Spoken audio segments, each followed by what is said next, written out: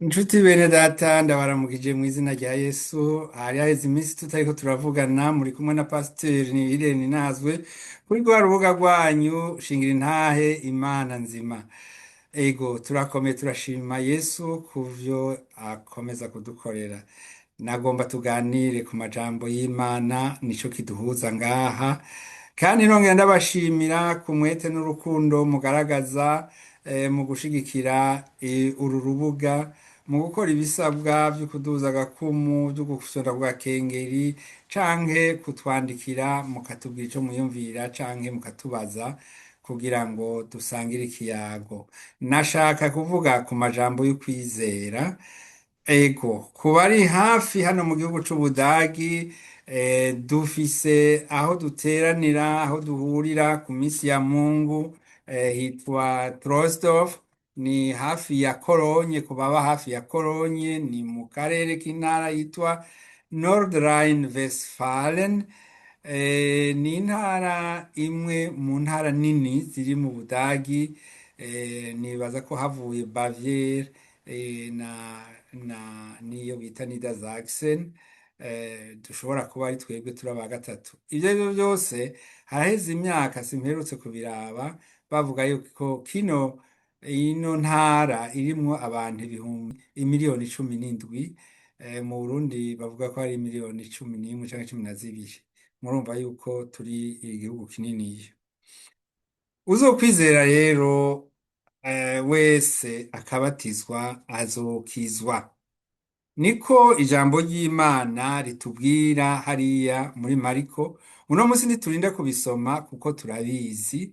Musome Mariko 16 kuva kuri 15 gushika kuri 17, kuri 15 gushika kuri 16.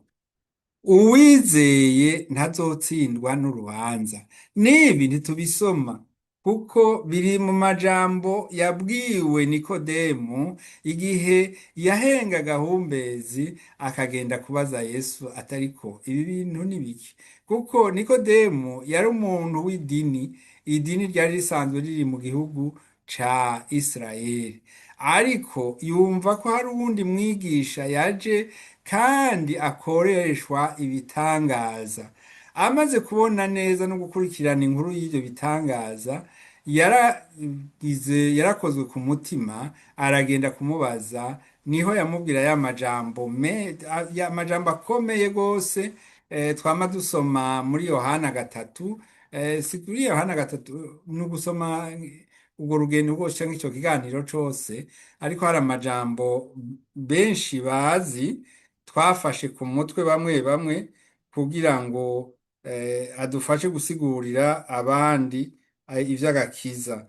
Biri muri Yohana 3, reka dusome 16 gushika kuri 18. Nababwiye mu kanya ngo umwizeye ntazotsindwa n'urubanza. Ivyo ariko biri kuri 18, ariko reka duhere kuri 16.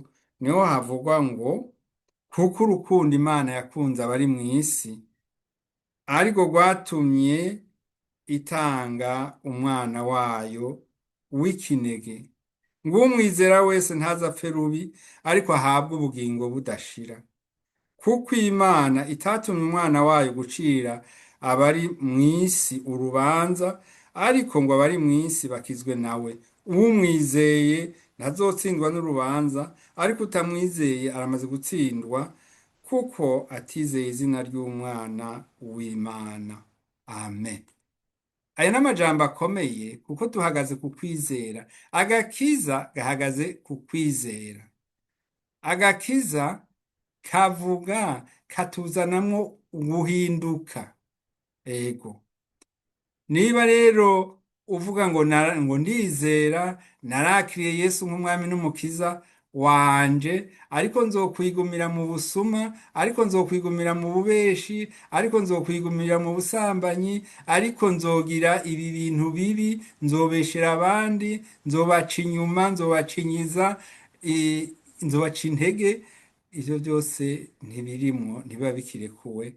Ego, kuko uwamaze kuronka Kristo, umaze kuba muri Kristo vy'ukuri aba ikiremwa gishasha, ntaba akiri umwe wa kera, aca ahinduka nk'uko hariya mu Bakorinto ba kabiri ba kabiri gatanu bivugwa. Ariko aho siho twari tuje gusoma, twagomba ngo dusome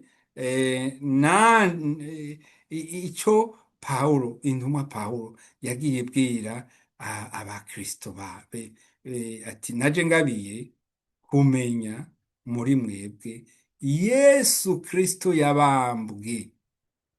Umukristo wese ategerezwa kugira Yesu Kristo yabambwe, ivyamwa vya Kristo bikaboneka muri we.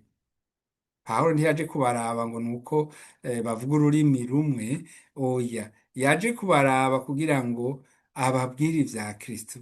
Nivyo twatumwe. Mu yandi majambo twamaze kuyasoma, twayasomye mu bindi bice, ngo nimugende mugire abantu bose abigishwa banje, abazokwizera mu babatize mu izina rya Data na Mwana na Mpwemu Yera.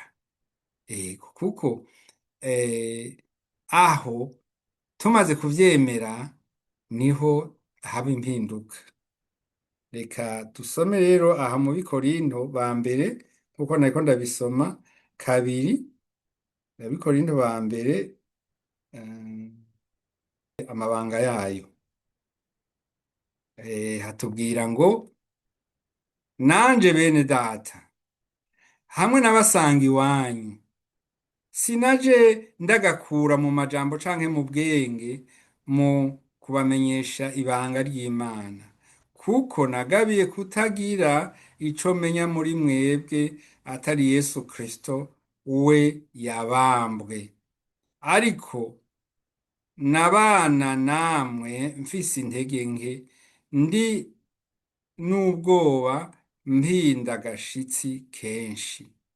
Imvugo yanje no kwigisha kwanje ntivyarimwo amajambo y'ubwenge y'ukwemeza abantu, ariko vyaserukamwo mpwemu n'ubushobozi, kugira ngo ukwizera kwanyu ntiguhagarare mu bwenge bw'abantu, ariko guhagarare mu bushobozi bw'Imana. Hariho abantu babura ingene bigisha ijambo ry'Imana. Twigeze kuronka abashitsi mw'ishengero, abashitsi baraza, yari umugabo n'umugore, muri bene data harimwo rero ababegereye, umwe nyamba yafashwe n'ibiki, atangura kubaza uwo mugore ngo mbega uyu niwe mugabo wawe? Ico kiba kimwe. Ngo mbega murafise abana? Ico kiba ca kabiri. Ngo mbega mwarubatse? Uwo muntu ntiyagarutse, yarambuye ati je sinzogaruka. Ni kubera iki? Ati bambaza ibitaja ntibize, bitabaraba. Iri jambo rero rigarutse kuvuga ngo jewe nta kindi nari nkeneye kumenya, uva hehe, urinde, ukora iki? Oya, nari nkeneye kubona muri mwebwe Kristo yabambwe. Hano mu gisagara ca Bone, ni igisagara c'abanyabwenge, ni igisagara cahoze ari umugwa mukuru. Hari rero ishengero twashitse dusengeramwo igihe twashika ngaha, hari umuvugabutumwa yari yarize amashuri menshi, akavuga iyo yigishije si bose bashobora gukurikira ivyo ariko aravuga, kuko vyari hejuru cane, vyarabasiga. Ino uko ibintu bigenda, inama y'ishengero yarakoranye iramushimira, kubera yuko vyahuriranye nuko abakristo babona ko batariko barakura, ahubwo bariko barasubira inyuma, batondera ubusa, ntibumve ico uwo mukozi w'Imana atumbereye canke arariye kubabwira. Ni ukuvuga bumva umenga ariko arabatakaza. Kandi n'ubu biriho, hariho abantu baza bakigisha bagatangura kuvuga ngo urumva ngo iri jambo ngo mu gishinwa rivuga uku ngo mu kilatini rivuga uku ngo urumva, ugasanga abantu bibateye em, uruhagarara ati ega bwa bundi ni ikijuju kwibi byose ntabizi. Ariko ijambo ry'Imana nta bufindo ririmo, nta byo kuvuga ngo ubanze kuvuga mu ndimi zihanitse, oya. Pawulo rero iki kibazo yari yaracicariye kandi yaragikemuye mu kwigisha kuri ubwo buryo. Ego, hanyuma Yesu yarababwiye, kuko n'intumwa ziwe nibaza ko zageze ahantu zikibaza ati none ibi bintu by'ubu bimeze gute? Eh? Nanje ndazi yuko aho nigisha ijambo ry'Imana hariho abashize ku munzani kugira ngo barabe mbega iyo nyigisho ariko aratwigisha ni inyigisho kabuki, nta yindi, ni Yesu yabambwe, niwe ngomba kubona muri umwe wese. Yesu rero yarabwiye intumwa ziwe ati mwizere Imana nanje munyizere. Ego, niko tubibona. Hanyuma Yesu yaje abwira intumwa ziwe yuko yaje kurondera abazimiye. Aravuga, aratanga n'akarorero ahantu hamwe ngo si umurwayi ngo si abakomeye bakeneye gukira, hakeneye gukira abarwayi. Rero Yesu yaraje aratuma intumwa ziwe ati nimugende mukwire amahanga yose muyagire abigishwa banje, muyagire abigishwa banje. Iri jambo benshi ntibarihagazeko, ni nk'uko batagihagaze mu ijambo ryo kuvuga ngo mubabwire bihane ibyaha, kuko abanyabyaha ntibazoja mu ijuru. Twitegereje ibinyoma, uburyarya, n'izindi nyifato ziri muri kino gihe, inyambaro ziteye isoni, zituma abantu bakwegakwegerwa canke umubiri ubagora, ibyo abantu barabikora nta n'ubwoba bagira, nta n'ukwibaza ngo ni icaha. Hariho n'ababaza ngo mbega ngo iki coco ngo ni icaha gute ngo ko kitanditswemo. Ariko mpwemu w'Imana umufise umenya gutandukanya icatsi n'ururo. Bene data, duhagaze ku ijambo ryo kwizera. Ego, tuhagaze ku ijambo ryo kwizera. Reka dusome hariya mu Baheburayo, niho hari amajambo akomeye avuga ku vyo kwizera. Ibaruwa ryandikiwe Abaheburayo, ibaruwa ryandikiwe Abaheburayo, turisomye tugasoma ku gice ca 11 niho havuga cane cane ivyo kwizera. Havuga ba Aburahamu, havuga ba Dawidi, havuga ba Enoke, havuga ba Rusi, havuga ba Abeli, havuga abantu benshi bagize ukwizera. Abo bose kandi baramaze gupfa, baramaze gupfa. No musi hariho mwene data yambaje ati mbega none abapfuye bo bari hehe, bagiye hehe? Namubwiye ko tuzobiganira ku munsi wa mbere, kandi nawe ufise aho ico bivuga ko karibu kuri runo rubuga. Mugani wa mwene data ati j'ouvre le débat, nuguruye iki kiganiro kugira ngo kize gifashe benshi bamenye iyo abapfuye bagenda. Hariho abibaza ati bari mu purgatori, nta purgatori ribaho mugabo muri Bibiliya. Abandi bakibaza bati bari mu ijuru, hari n'abahora batubwira ngo naka ngo ntiyashitseyo ngo kubera ibi n'ibi n'ibi, ngo naka namubonye ari mu ijuru, ngo naka namubonye ari mu muriro. Ariko reka dusome ivyanditse hano mu ijambo ry'Imana turabe ingene ridufasha. Nagiye ntora ibice bice kuko ni ibice vyinshi, canke dushobora no kwasoma hose kuko niwo murimo dufise hano. Umutwe w'amajambo uvuga ngo babaye abahizi mu kwizera. Reka dusome kuva kuri rimwe gushika kuri gatanu bwa mbere. rimwe gushika kuri gatanu hatubwira ngo ukwizera n'ukumenya rwose ivyizigirwa, udakekeranya ngo ntibizoba, kandi ibitabonwa niko kubitumenyesha ko ari ivy'ukuri. Icatumye abakera bashingirwa intahe nuko bari bagufise. Ukwizera niko kutumenyesha yuko isi yaremwe n'ijambo ry'Imana. Nico catumye ibiboneka bitaremwe mu biseruka. Ukwizera niko kwatumye Abeli aha Imana ikimazi kiruta ica Kayini.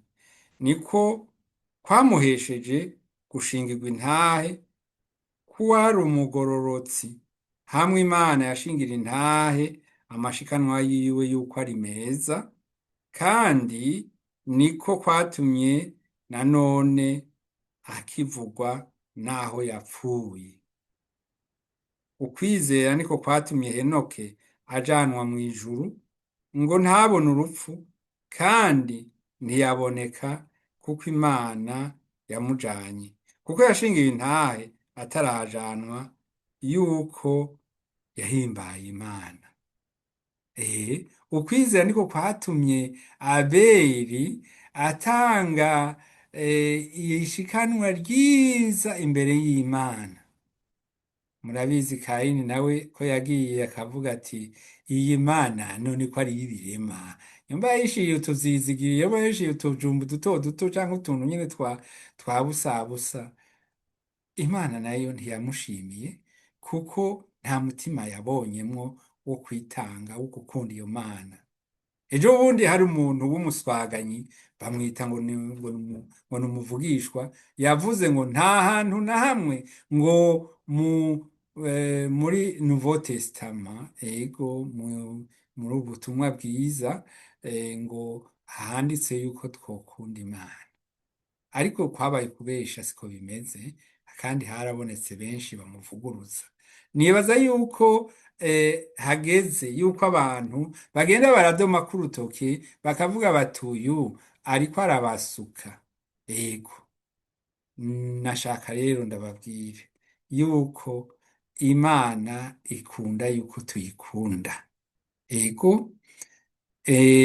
Enoke mwavyumvise yarahimbaye Imana, Imana imutwara mu ijuru adapfuye. Murazi ko hariho n'uwundi muntu yaduze mu ijuru adapfuye, uwo nawe yitwa Eliya. Mu vyo tuzi, abo nibo bantu tuzi ko baduze mu ijuru badapfuye.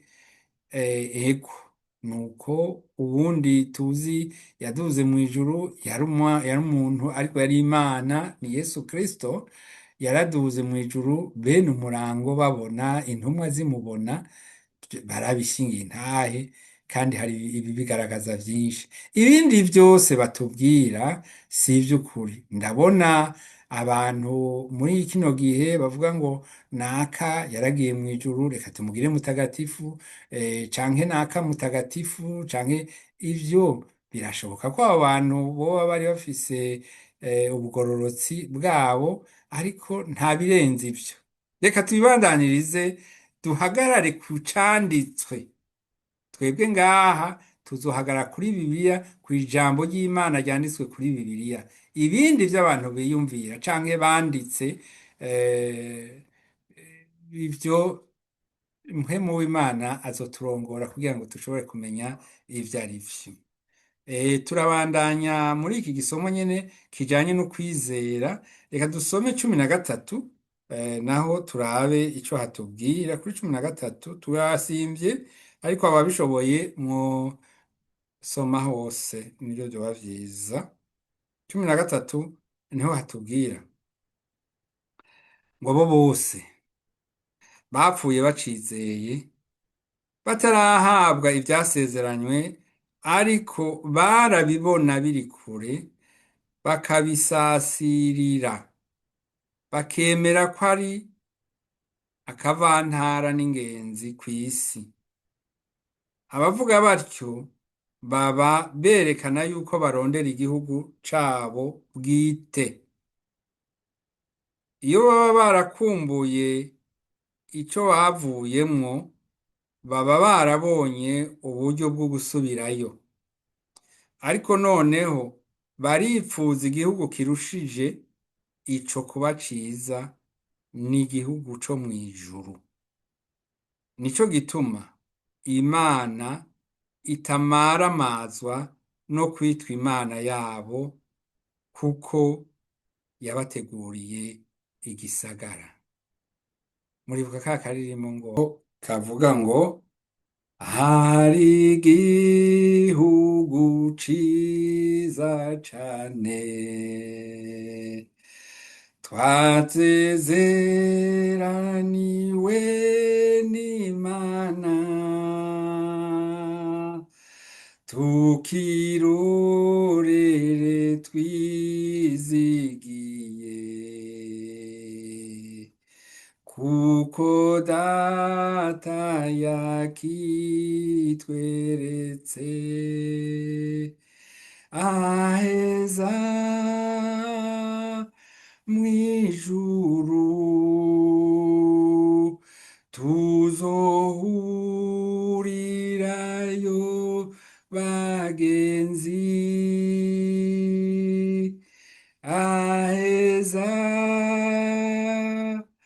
mw'ijuru, tuzohurirayo bagenzi. Amen. Twariko turavuga ku vyerekeye igihugu ciza cane. Tusoma muri kano kanya igice ca 19, akantu ka 19, ngo kuko yishimiye yuko Imana ishobora no kuzura abapfuye, nico catumye amugarurirwa azutse. Iyi ni inkuru ivuga kuri Aburahamu. Aburahamu yasabwe gutanga umwana wiwe w'ikinege, kandi nta wundi mwana yari afise. Imana yavuze ko ari we azocisha kw'isezerano, ariko Imana yaciye imumugarurira. Nico gituma iki gice rero tukivuze. Reka tubandanye tugende hariya hasi dusome iki gice nyene ca 11, umurongo wa 39 na 40. Duhera kuri 38 mbere kugira ngo twumve neza.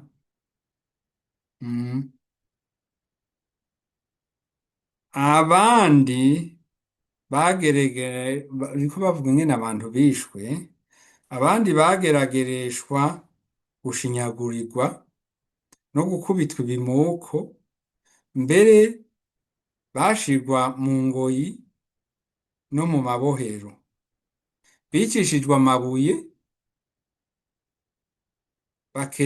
bakerewemwo kubiri, barageragejwe bicishijwe inkota, bayerera bambaye insato z'intama n'iz'impene, bari baburaniwe, bababazwa, bagirirwa nabi. Isi ntiyari ibabereye ko bayibamwo, bayerera mu bugaragwa no mu bisozi no mu masenga no mu vyobo. Abo bose bamaze gushingirwa intahe kubw'ukwizera kwabo, ntibahabwa ivyasezeranywe, kuko Imana yatuboneye kera ikirushiriza kuba ciza, kugira ngo abo ntibatunganywe rwose tutari kumwe. Ndasubiramwo, abo bose bamaze gushingirwa intahe kubw'ukwizera kwabo, abo bose bamaze gushingirwa intahe kubw'ukwizera kwabo, ntibahabwa ivyasezeranywe, kuko Imana yatuboneye kera ikirushiriza kuba ciza, kugira ngo abo ntibatunganywe rwose tutari kumwe. Tutari kumwe ni ukuvuga ko baraturindiye, baraturindiriye. Ego, tumaze gusoma ayo majambo turagaruka mu Befeso dusome amajambo agaragaza ishingiro ry'ukwizera kwacu. Mu Befeso niho tugira dusome kabiri guhera ku murongo wa 19 turagera kuri 22. Ho hatubwira ngo nuko ntimukiri abashitsi n'akavantara, ariko musangiye ubwoko n'abera, murabo mu ngoro y'Imana, kuko mwubatswe ku mabuye y'itanguriro, ariyo ntumwa n'abavugishwa n'Imana. Kristo ari we buye rigumya imfuruka.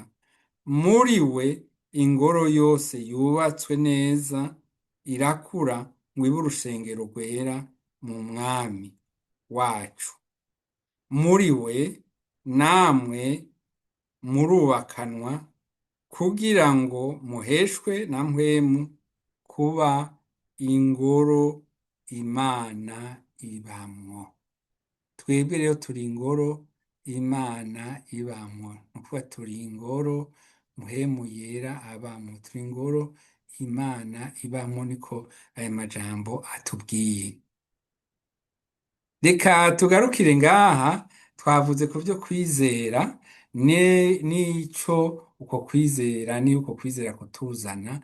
Twabonye bimwe bishobora kudushikira canke bizonadushikira kubera uko kwizera kwacu. Umuntu umwe niwe yise umwana wiwe ngo sukunoba, ni ukuvuga ivy'agakiza sukunoba, hariho wabitangiye agaciro, ni Yesu Kristo, kandi nta kizodutandukanya n'Imana mu rukundo Imana idufitiye muri Kristo. Nta kizodutandukanya n'urukundo n'Imana muri Yesu Kristo, ntibishoboka. Yesu rero abahezagire, reka dushime Imana. Uhoraho Mana yacu, turagushimiye kuri kano kanyu duhaye kugira ngo tuvuge aya majambo y'ukwizera. Kweretse aba bene data bakurikiye kino kiganiro, bari bakinyotewe kandi bari bakirindiriye. Ndagushima kuko ari bo bashoboje kugira ngo nshobore kubashikira. Ubahezagire aho bari, abafise imitwaro inyuranye ubagiriye neza. Nongeye no kugushimira kuri bene data babiri bashinze intahe ejo, ko wabaramiye mu gihe bari babona ko ubugingo bugiye kubiyaka, ariko kandi wowe wagaragarije urukundo rwawe. Ndabigusavye ndakwizeye, ni mu izina ry'umwami wacu Yesu Kristo mbisavye, amen.